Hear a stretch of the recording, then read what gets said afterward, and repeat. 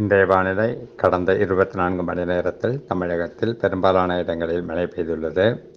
13 இடங்களில் கனமழை பதிவாகியுள்ளது. அதிகபட்சமாக திருநெல்வேலி மாவட்டம் நாடுமுக்கு பகுதியில் 11 சென்டிமீட்டர் மழை பதிவாகியுள்ளது.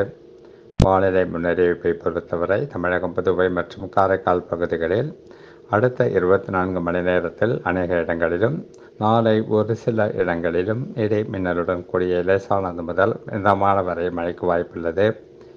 கனமழையை பொறுத்தவரை அடுத்த 24 மணி நேரத்தில் தென் தமிழக கடலோர மாவட்டங்கள், டெல்டா மாவட்டங்கள் மற்றும் காரைக்கால் பகுதிகளில் ஓரிரு இடங்களில் கனமழைக்கு வாய்ப்புள்ளது.